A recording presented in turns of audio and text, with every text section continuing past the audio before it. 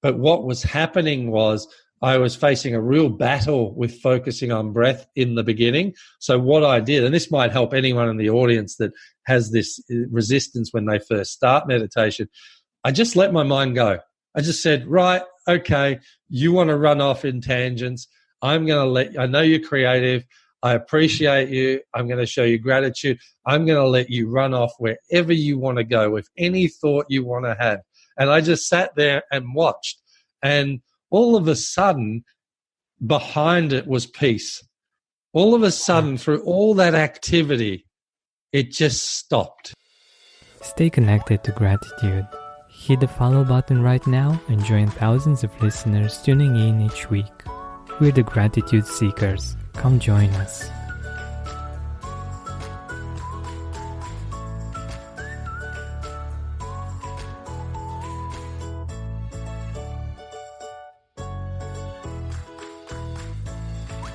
Hi, Gratitude Seeker. Welcome to a new episode of the Gratitude Podcast.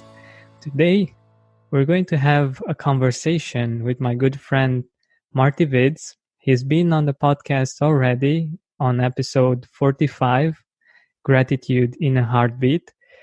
And I'm really happy to have him on to catch up on things. He's been up to some really cool things, and I would love for him to share with you his experience. He did some interesting challenges and had some interesting breakthroughs that he's going to share with you.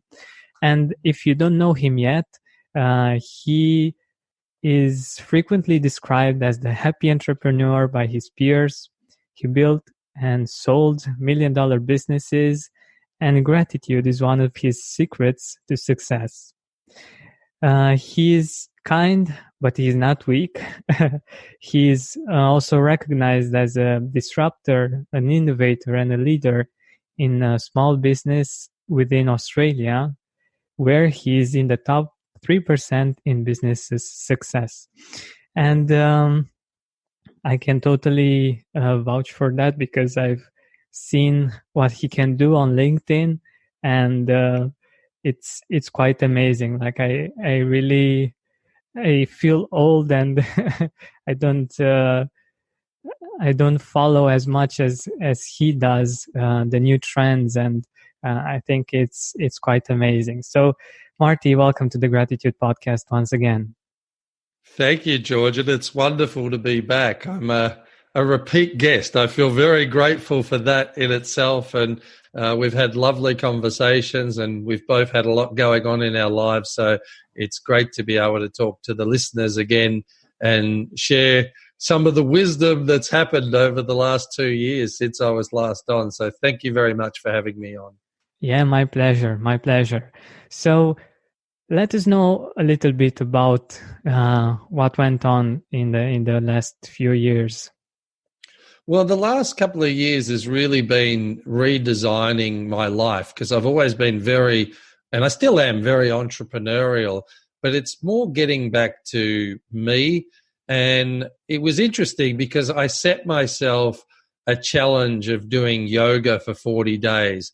I wanted to do different mindfulness practices that I could incorporate into my life. And I had never done yoga before, but I was out on a mission and I thought, well, you know what? My wife encouraged me, Colleen, who, if anyone knows me better than myself, it's my beautiful wife, Colleen. And she said, I think it would be really wonderful to see how you go because you've come from a sporting background and yoga was originally created by men. It was a very manly act, and meditation came after the exercise. So it's a real test of strength and flexibility. And I thought, you know what? I put it off for a couple of weeks and I thought, you know what? It's a really good challenge. And I went along and then did it for 40 days straight. And the teachers were starting to catch on about, day 8, day 9 that I was coming in every day. And it just kind of evolved. It was, and I looked like this really stiff ostrich when I first started. I know. It was like quite, and the women and the men in the class were like they were from Cirque du solo. They were doing all these bends and stretches, and I'm going, oh my goodness, I've made this commitment. But I did make the commitment, and it was quite incredible as I was experiencing this every day. The teacher, Vivian, who was just beautiful, took me under her wing, and she realized what I was doing. And I was having all these simultaneous like awareness shifts in the class that she said came out of, yogic times, and she read me the scripture, and it was quite phenomenal. I had this beautiful moment where I was in Shavasana, which is the meditation after yoga. And I always say Shavasana is like Disneyland. It's like the happiest place on earth after you've stretched your body to all different ends of the spectrum, and you just have this beautiful meditation. But I had this really amazing experience of my body just sort of decomposing into the ground and then reestablishing itself, it almost replenishing itself in real time. I felt it. It was just an incredible experience, and I was having these types of experience in the meditation. So, it was incredible, Georgian. And by the end of the end of the 40 days, my flexibility was just incredible. And people picked up on the story. It's amazing what consistency and a commitment does, because people picked up on the story, and then I got highlighted in Australia's National Yoga magazine. Wow. And it was just incredible. I did this photo shoot and really inspired a lot of men to get into the practice of yoga as a really powerful and beautiful exercise. And but to be highlighted in the magazine, I always thought it's incredible. You never know in life where the dots are going to join. And for me, I try and do these challenges twice a year because they're really beautiful challenges. Like I did cartooning for 40 days. And that was, I didn't get into any magazines on that. But the most beautiful thing about that is my son started drawing with me. And we learnt off YouTube, and every day we would draw something. And it really utilized a different part of my being and a different part of my creativity. And it helps me in life and in business. And it makes me very curious as to what I can do that I haven't tried yet. And I think that's what living is all about. It's an evolution of having experiences. And and it was just great. The yoga was just so much fun, and people took a real interest in it. And, I shared my experience, and I would highly recommend it. That's beautiful. That's beautiful. I was actually thinking that here we are, two men talking about yoga. And I think this is quite interesting. And I'm really happy that we are having this conversation. I'm doing yoga for quite some years. I did have I did do these kinds of challenges, but I don't remember for how long, and I certainly didn't share them. I didn't think that it would be a good idea, but of course, as we can see the results, it actually was a great idea to do it. And I wanted to ask you if you felt a difference from a mindset. Like, women are more flexible when it comes to their bodies. Like, I know that in the yoga class, at least when I was starting out, the women were like so flexible, and I felt like you were saying, like I don't know, like a tree or something, like really rigid. And I felt that in time, by stretching, by becoming more elastic, I felt that it was easier for me to be more flexible as a mindset, as a way of seeing things as well. Have you seen a link between the two? Here at the Gratitude Podcast, we believe in enjoying the journey, not just the destination. We love traveling, seeing new places, and meeting new people, but getting a bad seat can make getting there something really hard to be grateful for. Feeling crammed in and uncomfortable is neither healthy nor fun. What if there's now a car out there that makes traveling and creating memories together enjoyable without the dreaded bad seat? Lexus's new TX is a 3-row SUV that considers every single passenger, no matter where they sit.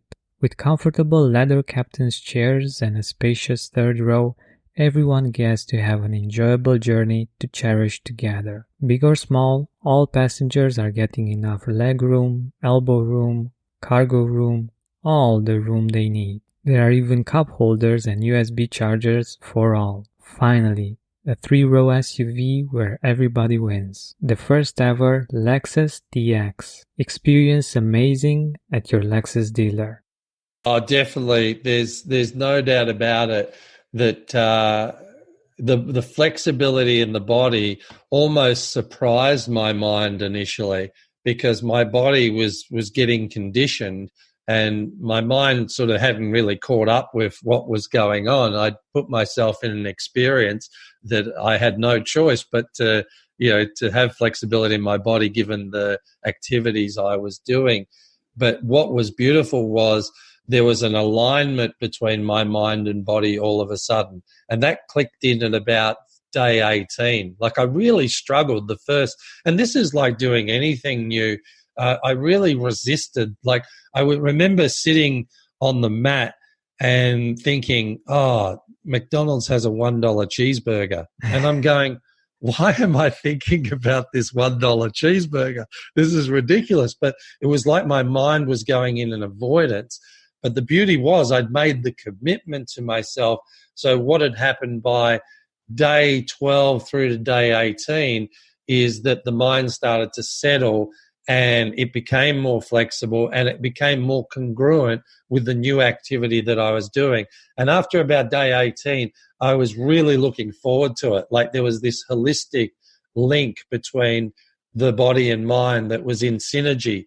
And I think that's a lot with any habit that, when you try something new and you have an old habit you're trying to break or you're trying to establish a new habit, there's a natural resistance because the fight or flight, the amygdala goes, what's going on here? And initially the more you try and take it out of its comfort zone, the more resistance you feel. And that's where, the meditation's invaluable. But I go, what happened for me is then that all came together, and then there was a natural flexibility in the mind that I started to notice in everyday life, where it gave me strangely an inner sense of confidence and courage around if I wanted to start anything, as long as I stayed the course, I would be okay, and it would expand and it would evolve. And sometimes you see people that take up dancing. You see YouTube clips and someone wants to learn how to dance and they do it for a year. And the difference between day 1 to day 365 is absolutely enormous. And I really got a sense of that as I did it for 40 days. I had much more flexibility by the end of the 40 days than a lot of people in the class because of that commitment to the practice. But I was really getting a lot of awareness shifts on top of the synergy that was coming in. It was like I tapped into another consciousness, and that was really helpful. It let me see above all the material things and really just get a sense of, it was just a beautiful sense of calm and beautiful feeling of movement in my body. And I could feel my brain moving as I was moving. And, I created podcasts about it as well on the journey, because it was really interesting to see the different shift in mindset between day 1 and day 40 and how I felt about yoga on the last couple of days as opposed to what I did on the first couple of days. So I actually documented it because I found that the listeners found that really interesting. I got a lot of response to it saying, gee, Marty, you're really courageous to put yourself out there and actually explain what you were going through, because I really went through a lot of resistance initially because I felt like, I was looking at it logically. I felt like I'm not good enough here. Look at all these people. They're fantastic at it. And you do feel insecure. And I know that, like, I knew how to build businesses, right? I know how to build businesses. I'm comfortable in that space. So to go into a space where you have no control over, yes, there's going to be resistance, but there's also this beautiful thing about being the beginner in the room. And that's the thing I picked up early, of letting go, of going, it's beautiful to be the novice in the room. It's lovely to learn. It's lovely to be free to learn and take off all those pressures that you're putting on yourself. And once I realized that it's beautiful to learn, then it just started unfolding, and it just got better and better in time. Some days were better than others in the first 18. Like, I'd have a little pullback, where I'd feel that resistance, and then I'd move through it. And then by day 18, I just couldn't wait to go. It was just so invigorating that, and I was making new friends through it. I felt very social in it. And yeah, it was just a beautiful thing to do. I didn't need to be highlighted in the magazine. I just thought it was funny how it unfolded into that. So it's amazing, with that commitment and immersion in doing something, what opportunities present and how you're able to make a difference in people's lives. So yeah, very powerful. And a lot of men contacted me saying, thank you for doing this. This is just exactly what I needed to hear and what I need to do. So that was just beautiful. So yeah, wow. Very powerful. Wow. I love it. I think it's so awesome that you were able to document this and to be out there with your experience. And I think it can be a really inspiring story for many men and for many women that might want to have their men have this experience. They can say, look, Marty did it. You could try it too.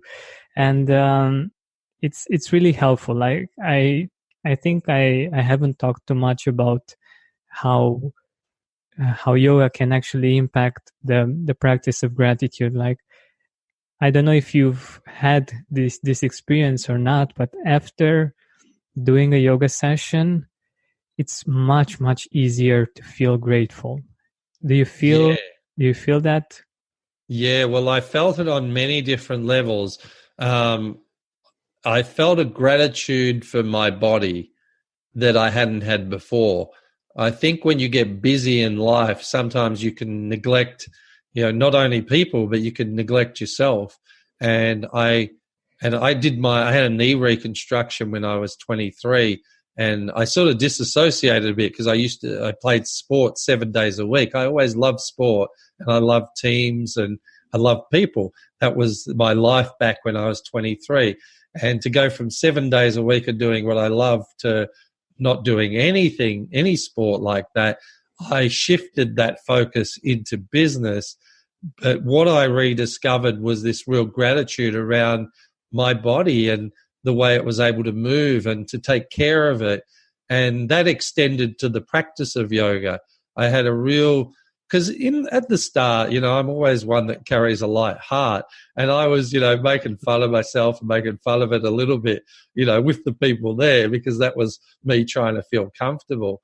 And what I realized is this deep appreciation for the people that had practiced it for 20 years and 30 years. And it was a part of their being. It was a part of their life. And I just had a newfound gratitude and respect for those people who had really focused on that, on being that yogi. And I just thought it was absolutely incredible. The other thing I had was a gratitude for the energy that yoga brought. It was just a whole different consciousness when everyone was in Shavasana and just listening to the teacher talk us through it. It was just literally amazing to have that collective consciousness experience. And I also had so much gratitude for my teacher, Vivian, who took me under her wing. She showed me or she introduced me to the editor that had the magazine produced, and just really a wonderful, wonderful person. So I think I even found a deeper gratitude of humanness in it and connectivity within it, on a whole different level. And it did make me feel much more gracious towards the opportunity to even being able to do something like that, just to be there in breath. And it definitely took me a few steps up on the conscious awareness level. I think got me more out of my logical head. So it was wonderful, George. And yeah, thanks for the question. Great question. Yeah, and now that you're saying that, it's actually the same for me. And I think it's the same for many men. We tend to be a lot in our mind. Like, we have to focus on getting things done, on finding solutions for different situations, and we sometimes forget to get into our hearts, into our souls, and have a different kind of experience of life that's different from what we experience by being just in the mind. And yeah, yoga definitely helps with that. And another thing that I've gotten to realize is the fact that we don't need, for instance, when we see older people, and we think that that's how we're going to be when we will be old, like really rigid and with health issues of different kinds. And it doesn't have to be like that. Like, I've seen, for instance, on YouTube, yogis that are 70, 80 years old, and they are more flexible than I am. And you realize that it's a matter of what you do each day with your body, and how much you appreciate it, how much time you dedicate to doing something for it. And it can actually be us, the yogis that are flexible and healthy at such an old age. And that for me was quite beautiful. Like, I felt empowered, and I felt that it's up to me. So it's not something that is going to happen whatever I do, but I can do something for my body that will actually give me more energy and more health, even as I grow older. And I think that gave me gratitude for the fact that I feel in control of my life somehow. It's wonderfully said. And a mentor of mine, Correct Ashley, said, you're given a body when you come into this world. And if you were given something by someone, you'd want to return it back in as good or in better condition than when you received it, right? As a good person. So, we need to consider that for our bodies. When we get to those later ages, let's give the body back in better condition, or at least as good a condition as when we received it. And I think that's a beautiful way to look in life. And you see the Okinawans, that live to over 100, and they do movement every day. They eat well, they socialize, they laugh.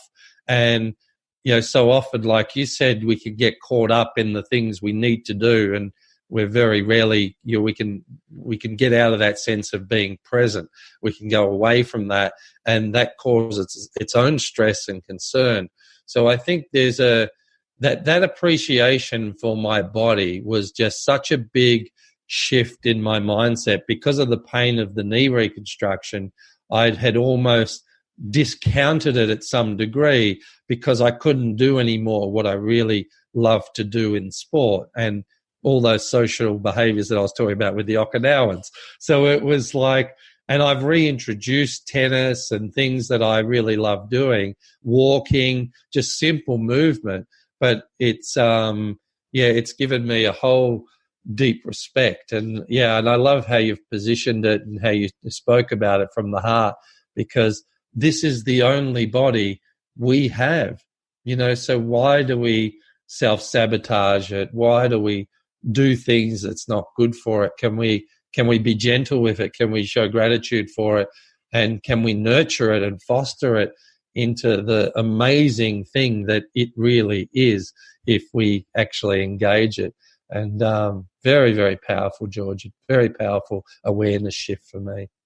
Yeah, I've had that as well, and I think it's an important part of gratitude, feeling grateful for our body and nurturing it and taking care of it, and realizing that as important as other things are, our body is at least as important, because this is our vehicle. This is how we move through life, and this is what permits us to actually do what we need to do and be there for the people that need us to be there for them. So yeah. You're right, and we're 1 in a trillion chance to be here. So why sabotage our bodies? like it doesn't make sense when you think about how remarkable. Like, I gave up drinking alcohol at 40 because I wanted to have a child with my beautiful wife, and we had one. And not that I drank a lot, but it was something that I thought for the future. I thought, well, if I wouldn't give my child a drink because I was fearful of the impact, why would I do that to myself?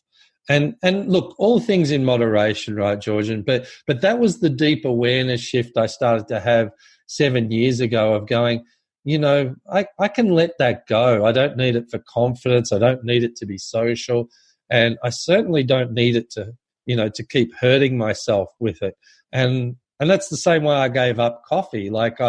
Which is, I know probably half the viewers just switched off because I said I gave up coffee. I don't drink coffee either, so.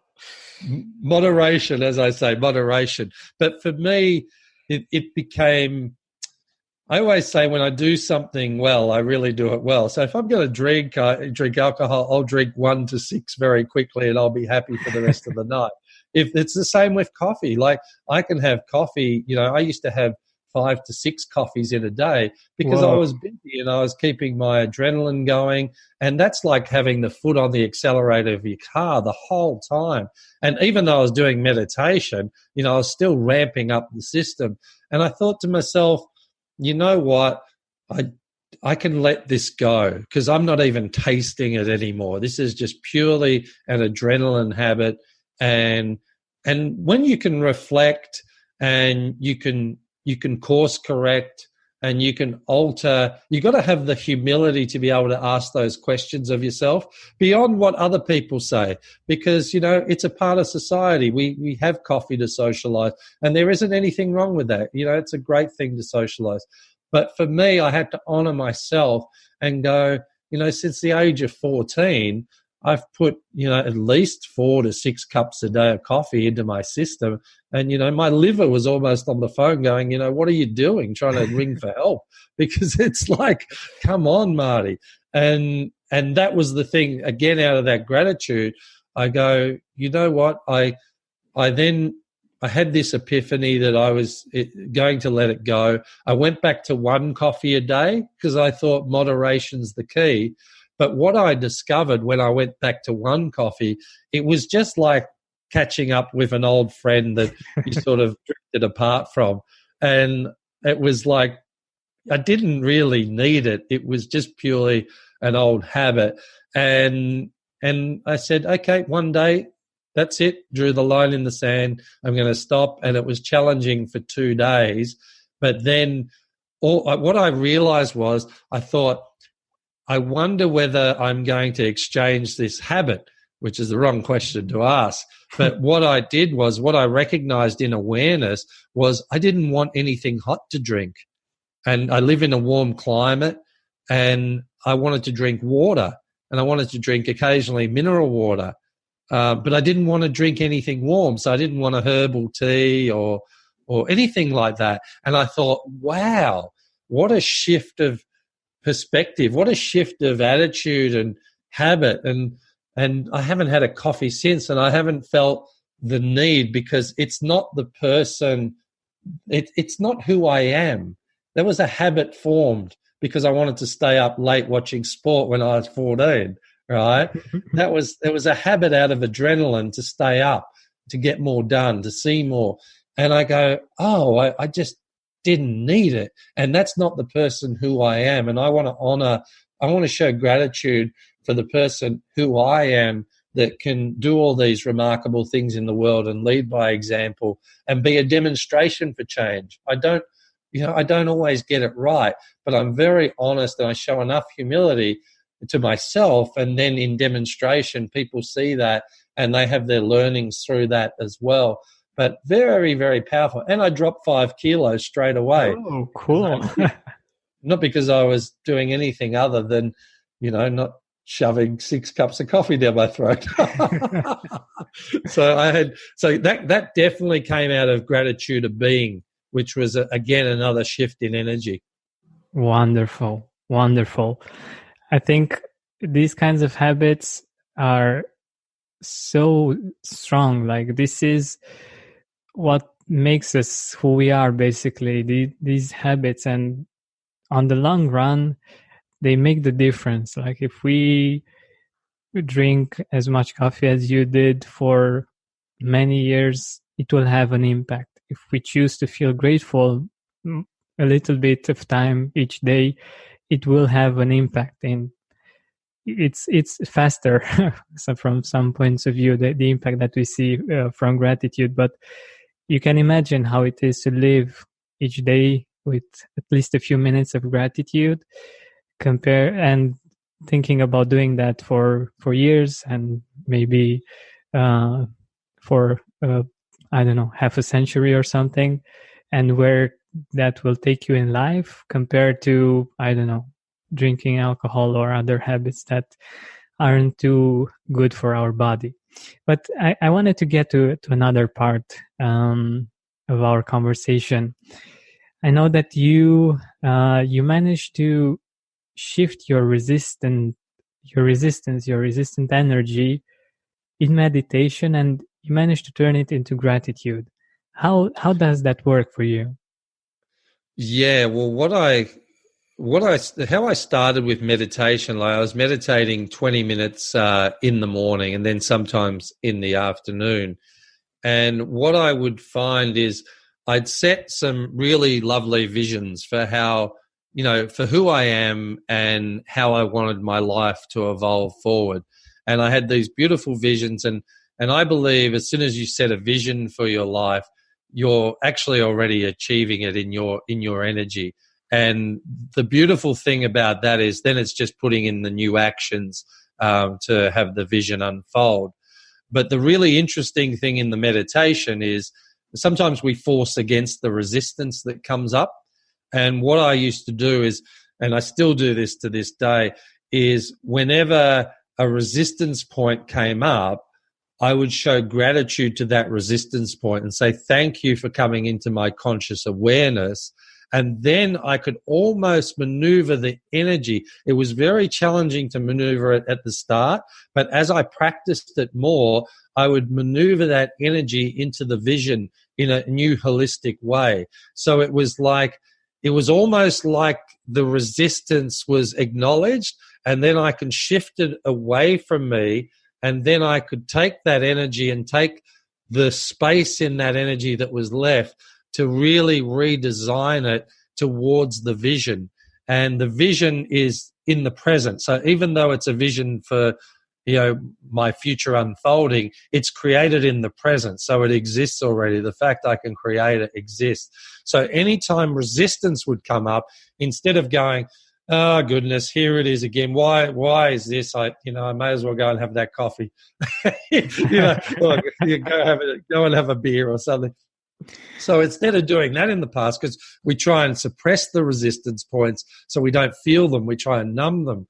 But by bringing it into the light and utilizing gratitude and saying thank you, thank you for the fact that you've made yourself, known. Because, excuse me, and I get choked up when I talk about it, because this is a really deep process for me, that as soon as it comes up, I go, Oh, wow. This has come up as an opportunity, not as something I need to suppress down into my body. This is something I could let go and redefine it and acknowledge it and thank it for what it was trying to do, which was trying to keep me safe and, keep me out of trouble.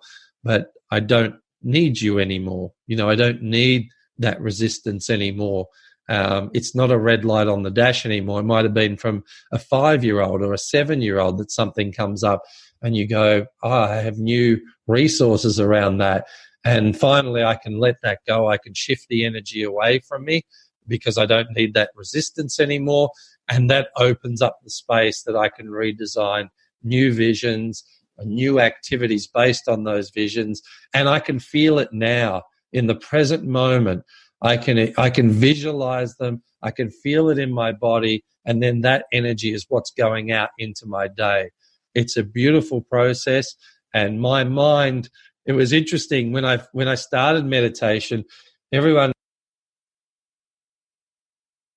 but what was happening was I was facing a real battle with focusing on breath in the beginning. So what I did, and this might help anyone in the audience that has this resistance when they first start meditation, I just let my mind go. I just said, right, okay, you want to run off in tangents. I know you're creative. I appreciate you. I'm going to show you gratitude. I'm going to let you run off wherever you want to go with any thought you want to have. And I just sat there and watched. And all of a sudden, behind it was peace. All of a sudden, through all that, and there was peace behind it. And then from that place was where I could redesign the energy around the resistance points and then really express the vision from now on my greatest adventure, which is my life and the people I share it with, the people I love and the communities I represent and the people I support. It's a wonderful place to get to, and it's forever unfolding. You think you've got a lot of the resistance points, and one pops up and you go, thank you. I wasn't aware. That was unconscious. Thank you. Thank you. Am I willing to let that go now? Do I have a willingness to let that go? Can I let that go? Yes, I can. Or maybe not today, maybe tomorrow. And that's okay too. Be generous to yourself. And the fact that it's in your awareness means change is afoot. Wow. So that's my experience, George. And thank you for allowing me to share that. It's a very deep process for me. And it's the first time I've ever shared it and felt comfortable to share it with anyone. So thank you. Yeah. Thank you so much for sharing it first on the Gratitude Podcast. I really appreciate it. It's a pleasure. So I think you got to something that's really deep and wonderful. Many people try to meditate and they, like you were saying, they fight with the fact that they have thoughts and that they can't concentrate or liberate their minds. And I think this lighthearted perspective is just amazing. Like to be able to give yourself the freedom and the generosity of, okay, go run with it, do what you need to do. And the beautiful part about this is that after you do that, you actually get to feel the peace. And I think this is amazing. Like, wow. Yeah. And I'm living my best expression of life in real time. So even though, the visions are projecting into the future, I'm living it in real time. I'm having all the emotions and all the physical responses and the peacefulness around that.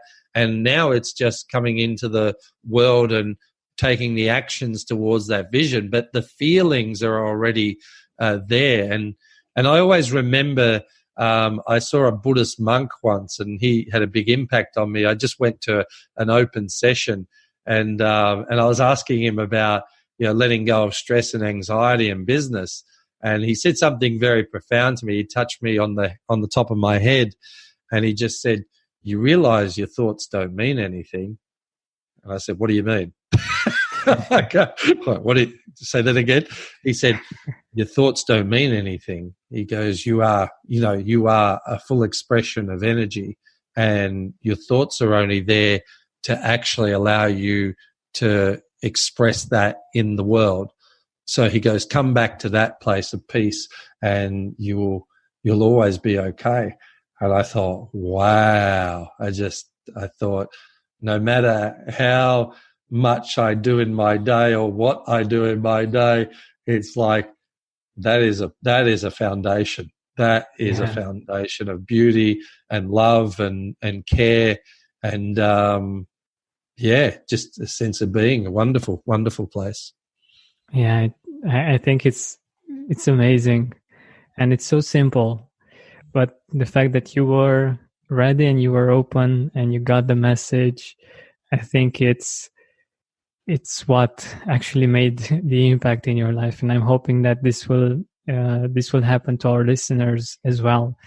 But I think there's also a beautiful foundation that you have of lightheartedness. And I'm curious, like on a personal note, to ask you, how do you manage to be so lighthearted? And I tend to be more serious, for instance, and sometimes it's not very helpful.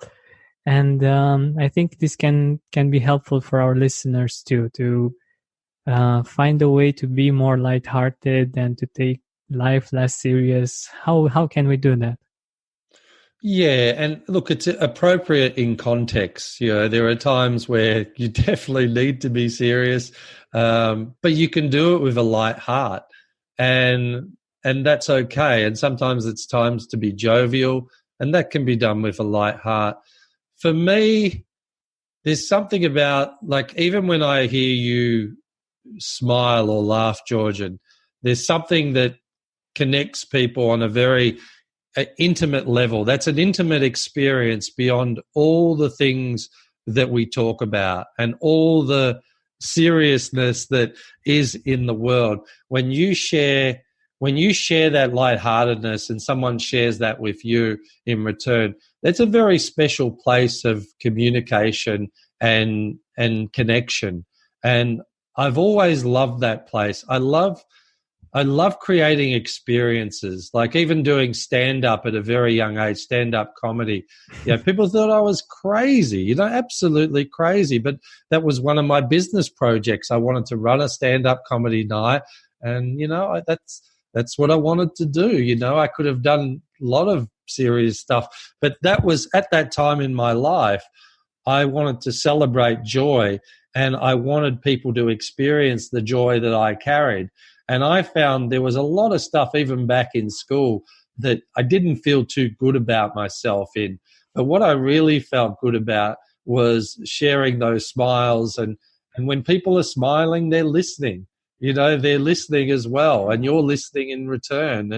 And I think there's something that it's on a different energetic plane. It's on a lighter plane, and you can get to solutions more effectively. You can engage more effectively. But for me, I think I'm trying to look at it from how I came about this. But I feel like I remember trying to make my mum and dad and my grandparents laugh. Yeah. Because sometimes they might be having arguments, right? Like all parents and, families sometimes have arguments. And I didn't like that. That didn't feel good to me.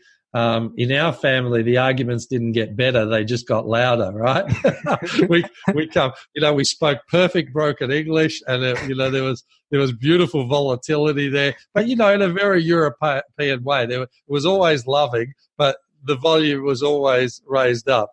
And I didn't particularly like that. When you're 4 or 5 years old, that you start feeling a different energy around you in that environment. You start feeling more mean and angry yourself. And I never liked that. So I would always try and entertain my grandparents and my parents and always look for the lighter side in things. And that was just something I carried through because I didn't like the alternative. I thought the alternative just felt bad. And, your emotions can The emotions are generally your mentors. If you feel bad about something and it's intuitive, take note. Something's amiss. But humor was always a way that I could connect and build businesses. And I think I've said before, I never lost a team member in the business I've built because they wanted to be there. It was a lovely culture, and it was a culture of expectation. Like, we still expected to perform at our best, but it was always done in a lighthearted way, and we could share a joke, and it was in context, and it was generous. It wasn't done in a way where you took the power from someone, or you took out someone's light, because you thought that was a powerful thing to do to get a laugh. It was always enhancing the light and looking at things in a different way. And that's what I still to this day find things funny, things serious funny, because that's how we deal with things, in the world. And I find humor is really honest, and you can talk about things that people would never talk about in real life because it's such a taboo subject. In humor, you can bring light to it in a way that people can hear it, another message, and provide solution. And I found that very helpful in negotiation, in relationship building, in relationship with my wife. The best times are where we're laughing. Yeah. Over silly things that no one else finds funny. Or my son, he just runs through the house like he's crazy, but it's like, it's funny, and we laugh about it. And I think that fosters it's emotional intelligence at another level. And I would say if you feel like you need to be serious, that could be resistance in itself, and find the humor in that seriousness. Like, find the humor in it and smile at it, because, it's like, just on the other side of it is someone who's very creative, who's very cheeky, but in a really good way. And that's what people have said to me about purpose, finding your purpose. The one question a lot of people don't ask in discovering their purpose is, and it's a really important question, is what makes you happy, and how can you share that happiness in a way that brings value?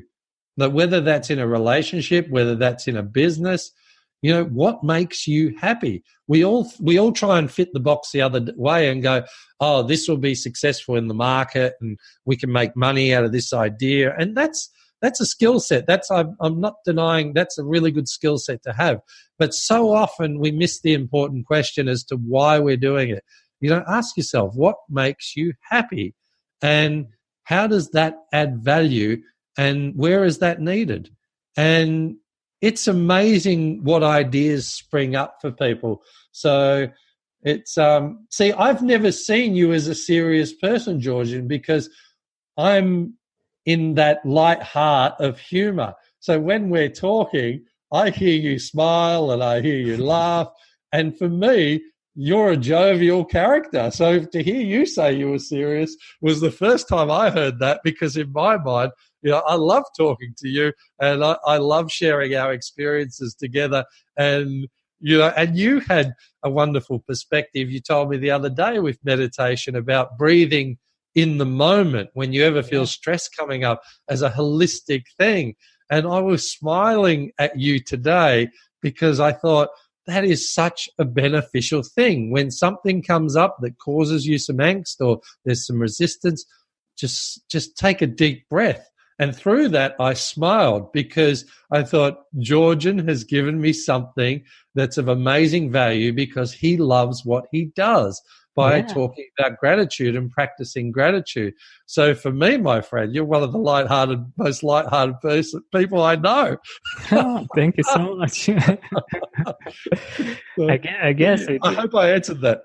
Yeah, you sure did. You sure did. And it's quite interesting how we perceive ourselves and how we really are. Like, we forget sometimes to update ourselves and to realize that we are not who we were like 10 years ago or 5 years ago or 20 years ago, but that we have changed and we are different And that's so interesting. And I wanted to add a few things.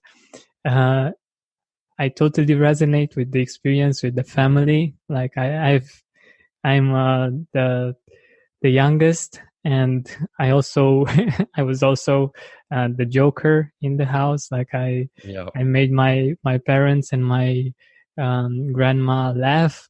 And another thing, I did an exercise a few days ago that I'm going to share on the podcast more on, in which I was thinking about the people in my life, like from childhood until the present moment.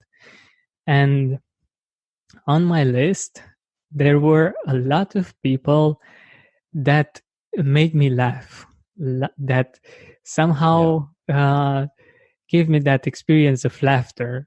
For instance, I have a friend that when we were children in the neighborhood where we lived, we were many children, and he came in the evening. He was bigger than we were, and he used to tell us jokes and stories from the countryside and all kinds of funny things. And we would be like, I don't know, 15 children or something, listening to him and laughing and driving our neighbors mad.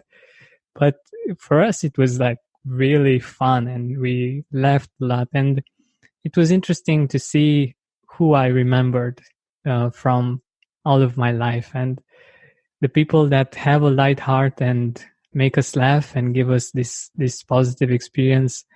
We don't easily forget them. Very true. And I had a tear roll down my cheek when you said about you were the jovial one for your parents. I mean, you think about how wonderful what we were trying to do when you think about it, really, in their angst and when they were having a disagreement and they were loud. Think about how beautiful it is what we were trying to do as children for our family. I mean, that's such a beautiful takeaway. And again, I share the experience of, giving up on stand-up comedy when I was 23. I always carried the lightheartedness into the business, but I thought I better get a real job and, fit the model of the world. And this is a big one for your listeners in regards to, I moved away from my intuition and things got more serious. So even though I love the people, there was a lot more stress in my life in those businesses. And yes, the money was great, but it was really the people at the end of the day that I loved. I loved those jovial experiences, like you were talking about, sitting with 15 people and laughing about stories and connecting on that level. I mean, it's a beautiful thing. And I've re-engaged in that over the last 7 years, and I'm still getting better at it. I'm reconnecting all the time at a deeper and deeper level with it. But there's such a wonderful thing when you can bring joy into a room, or when you can shift someone's day by not being inappropriate. I'm not saying about that. I'm just saying, just by giving them a smile and allowing them to feel better, and in turn, the people that make you feel great as well. Like you were saying, it's such a superpower, and it's not that it's not there.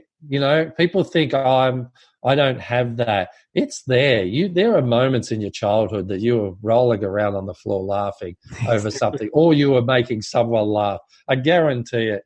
And we don't want to lose that, because the world is serious enough, and we can do the greatest work. We can do our life's greatest work through this, because in this humor, when you're looking for the laugh, you're in life, it's the same as looking for a solution. You're able to maneuver beautifully to the solution more effectively, and you're able to create, because you can see things where everyone's trying to think in a systemized way.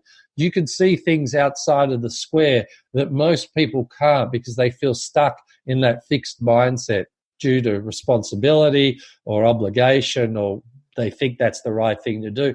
And look, that's okay. That's very credible. But are you honoring yourself as well in that? It's a beautiful thing to take care of your family. It's a beautiful thing to look after your community and the people within it. I'm not denying that. But are you taking care of yourself? Are you fulfilled in your own being and your own sense of fulfillment?